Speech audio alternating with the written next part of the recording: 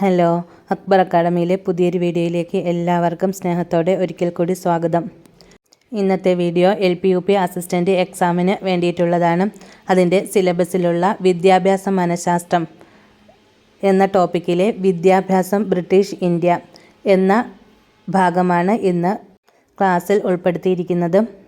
Channel ആദ്യമായി കാണുന്നവരാണെങ്കിലും subscribe ചെയ്യാത്തവരാണെങ്കിലും subscribe ചെയ്ത് അതിലെ ബെൽ ബട്ടൺ ക്ലിക്ക് ചെയ്ത് ഓൾ എന്ന ഓപ്ഷനിൽ പ്രസ് ചെയ്യണം. എന്നാൽ മാത്രമേ ഞാനിടുന്ന വീഡിയോസ് ഉടൻ തന്നെ നിങ്ങളിലേക്ക് എത്തുകയുള്ളൂ. ലൈക്കും ഷെയറും ചെയ്ത് എന്നെ ഒന്ന് സപ്പോർട്ട് ചെയ്തേക്കണേ. ഇതിനു മുന്നേ LP-UP അസിസ്റ്റൻ്റ് എക്സാമിന് വേണ്ടി അപ്ലോഡ് ചെയ്തിട്ടുള്ള വീഡിയോസിൻ്റെ ലിങ്ക് ഞാൻ ഡിസ്ക്രിപ്ഷൻ ബോക്സിൽ ഇട്ടേക്കാം. അതെല്ലാം കണ്ട് നല്ലതുപോലെ പഠിച്ചെടുക്കണം. ഇന്നത്തെ ടോപ്പിക്ക് നോക്കാം. വിദ്യാഭ്യാസം ബ്രിട്ടീഷ് ഇന്ത്യ. ഇംഗ്ലീഷുകാർക്ക് ഇന്ത്യക്കാരെ വിദ്യാഭ്യാസം ചെയ്യിക്കാനുള്ള അധികാരം ലഭിച്ച ബ്രിട്ടീഷ് നിയമം ചാർട്ടർ ആക്ട് 1813. അരിച്ചിറക്കൽ സിദ്ധാന്തം അഥവാ ഡൗൺവേർഡ് ഫിൽട്രേഷൻ തിയറി എന്നറിയപ്പെട്ട വിദ്യാഭ്യാസ മാർഗനിർദ്ദേശങ്ങൾ കൊണ്ടുവന്നത് മെക്കാളേസ് മിനിറ്റ്സും 1835. ഇന്ത്യൻ വിദ്യാഭ്യാസത്തിൻ്റെ മാഗ്ന കാർട്ട എന്നറിയപ്പെടുന്നത് വുഡ്സ് ഡെസ്പാച്ച് 1854. മെക്കാളെ മിനിറ്റ്സ് നടപ്പിലാക്കുമ്പോൾ ബ്രിട്ടീഷ് ഇന്ത്യയിലെ governor general William Bentinck, Wood's despatch നടപ്പിലാക്കുമ്പോൾ ബ്രിട്ടീഷ് ഇന്ത്യയിലെ ഭരണാധികാരി ഡൽഹൗസി. ബ്രിട്ടീഷ് ഇന്ത്യയിലെ ആദ്യത്തെ വിദ്യാഭ്യാസ commission Hunter commission 1882. Indian university act 1904 നടപ്പിലാക്കുവാൻ കാരണമായ വിദ്യാഭ്യാസ commission Raleigh commission, Thomas Raleigh 1902. Raleigh കമ്മീഷൻ്റെ അധ്യക്ഷൻ തോമസ് റാലിയാണ്. 1902 റാലി കമ്മീഷൻ നിലവിൽ വന്നത്. കൽക്കട്ട യൂണിവേഴ്സിറ്റി കമ്മീഷൻ എന്നറിയപ്പെട്ട കമ്മീഷൻ സാറ്റ്ലർ കമ്മീഷൻ 1917. വിദ്യാഭ്യാസം സ്വതന്ത്ര ഇന്ത്യയിൽ. യൂണിവേഴ്സിറ്റി ഗ്രാൻഡ് കമ്മീഷൻ രൂപവൽക്കരണത്തിന് കാരണമായ കമ്മീഷൻ യൂണിവേഴ്സിറ്റി എഡ്യൂക്കേഷൻ കമ്മീഷൻ അഥവാ doctor Radhakrishnan commission 1948. University education കമ്മീഷൻ്റെ മറ്റൊരു പേരാണ് ഡോക്ടർ രാധാകൃഷ്ണൻ കമ്മീഷൻ. ഇത് നിലവിൽ വന്നത് 1948. യൂണിവേഴ്സിറ്റി ഗ്രാൻഡ് കമ്മീഷൻ്റെ രൂപവൽക്കരണവുമായി ബന്ധപ്പെട്ട കമ്മീഷനാണ് university education commission. University education കമ്മീഷൻ്റെ ആദ്യ അധ്യക്ഷൻ doctor S Radhakrishnan. University grant commission അഥവാ UGC ഉദ്ഘാടനം ചെയ്തത് 1953 ഡിസംബർ 28. പാർലമെൻറ്റ് ആക്ട് മുഖേന UGC നിലവിൽ വന്നത് 1956. UGCയുടെ ആസ്ഥാനം ന്യൂഡൽഹി. UGCയുടെ ആദ്യ ചെയർമാൻ ശാന്തി സ്വരൂപ് ഭട്ട്നഗർ. ത്രിഭാഷാ പാഠ്യപദ്ധതി ശുപാർശ ചെയ്ത വിദ്യാഭ്യാസ കമ്മീഷൻ ലക്ഷ്മണ മുത്തലിയാർ കമ്മീഷൻ നിലവിൽ വന്ന വർഷം 1952 സെപ്റ്റംബർ 23. ഇതിന് സെക്കൻഡറി എഡ്യൂക്കേഷൻ കമ്മീഷൻ എന്നും അറിയപ്പെടുന്നു. മുത്തലിയാർ കമ്മീഷനെ വിദ്യാഭ്യാസത്തിൻ്റെ പ്രാഥമിക ഘട്ടത്തിൽ തന്നെ ശാസ്ത്രപഠനം തുടങ്ങണം എന്ന് ശുപാർശ ചെയ്ത കമ്മീഷനാണ് കോത്താരി കമ്മീഷൻ. കോത്താരി കമ്മീഷൻ നിലവിൽ വന്ന വർഷം 1964. നെക്സ്റ്റ്, വിദ്യാഭ്യാസ ചരിത്രം കേരളം. വിദ്യാഭ്യാസം ഗവൺമെൻറ്റിൻ്റെ കടമയാണെന്ന് പ്രഖ്യാപിച്ച തിരുവിതാംകൂർ ഭരണാധികാരി റാണി ഗൗരി പാർവതിഭായ്. തിരുവിതാംകൂറിൽ ഇംഗ്ലീഷ് വിദ്യാഭ്യാസം ആരംഭിച്ച ഭരണാധികാരി സ്വാതി തിരുനാൾ. പ്രൈമറി വിദ്യാഭ്യാസം സൗജന്യമാക്കിയ തിരുവിതാംകൂർ രാജാവ് ശ്രീമൂലം തിരുനാൾ. പിന്നോക്ക സമുദായത്തിലെ കുട്ടികൾക്ക് സർക്കാർ സ്കൂളുകളിൽ പ്രവേശനം അനുവദിച്ച ഭരണാധികാരി ശ്രീമൂലം തിരുനാൾ.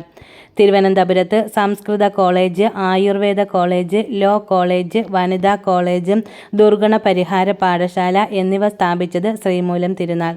കോഴിക്കോട് തളി ക്ഷേത്രത്തിൽ നടന്നിരുന്ന സാമൂതിരിയുടെ പണ്ഡിത സദസ്സ് അറിയപ്പെട്ടിരുന്നത് രേവതി പട്ടത്താനം. കുന്നംകുളത്തിനടുത്തുള്ള കടവള്ളൂർ ക്ഷേത്രത്തിൽ വെച്ച് നടത്തിയിരുന്ന ഋഗ്വേദ പഠനത്തിലെ വൈദഗ്ധ്യ പരീക്ഷകൾ കടവല്ലൂർ. കേരളത്തിലെ വിദ്യാഭ്യാസ രീതിയിൽ വിപുലമായ മാറ്റം വരുത്തിയ സ്റ്റാഫാംഗ് കമ്മിറ്റി നിലവിൽ വന്ന വർഷം 1932. നെക്സ്റ്റ്, പ്രധാനപ്പെട്ട വിദ്യാഭ്യാസ ഏജൻസികൾ. ഓപ്പൺ യൂണിവേഴ്സിറ്റിയുടെ രൂപീകരണവുമായി ബന്ധപ്പെട്ട കമ്മീഷൻ G. പാർത്ഥസാരഥി കമ്മീഷൻ. ഇന്ത്യയിലെ ആദ്യ open university Andhra Pradesh open university 1982 ഇത് നിലവിൽ വന്നത്. ഇന്ത്യയിലെ ആദ്യത്തെ ആയുർവേദ സർവകലാശാല ഗുജറാത്ത് ആയുർവേദ സർവകലാശാല. CBSE നിലവിൽ വന്ന വർഷം 1929. CBSEയുടെ ആസ്ഥാനം ന്യൂഡൽഹി. ഇന്ത്യയിലെ ആദ്യത്തെ ആദിവാസി സർവകലാശാല Indira Gandhi national tribal university, Madhya Pradesh, Amarkantak. മധ്യപ്രദേശിലുള്ള അമർകണ്ടകിലാണ് ഇന്ത്യയിലെ ആദ്യത്തെ ആദിവാസി സർവകലാശാല നിലവിൽ വന്നത്. ഇന്ദിരാഗാന്ധി നാഷണൽ ട്രൈബൽ യൂണിവേഴ്സിറ്റിയാണ് ആദ്യത്തെ ആദിവാസി സർവകലാശാല. IITകളുടെ രൂപീകരണത്തിന് കാരണമായ കമ്മിറ്റി NR സർക്കാർ കമ്മിറ്റി. IITകളുടെ രൂപീകരണത്തിന് കാരണമായ കമ്മിറ്റി NR സർക്കാർ കമ്മിറ്റി. ഇന്ത്യയിലെ ആദ്യ IIT ഖരഗ്പൂർ. 1951 ഖരഗ്പൂർ നിലവിൽ വന്നത്. IIT എന്ന പേര് നിർദ്ദേശിച്ചത് മൗലാന അബ്ദുൽ കലാം ആസാദ്.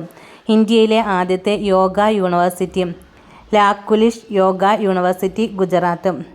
ലോകത്തിലെ ആദ്യ വികലാംഗ സർവകലാശാല Jagadguru Rambhadracharya handicapped university, ചിത്രകൂടം, Uttar Pradesh. ഋഷിവാലി education സെൻ്ററിൻ്റെ സ്ഥാപകൻ ജിദ്ദു കൃഷ്ണമൂർത്തി. ഇന്ത്യയിലെ ആദ്യത്തെ പ്രവാസി സർവകലാശാല ആസ്ഥാനം ബാംഗ്ലൂർ. ഇന്ത്യയിൽ ആദ്യമായി വിദൂര വിദ്യാഭ്യാസ കോഴ്സ് ആരംഭിച്ച സർവകലാശാല ഡൽഹി സർവകലാശാല. English and foreign language university അഥവാ IFLU, അതിൻ്റെ ആസ്ഥാനം ഹൈദരാബാദ്.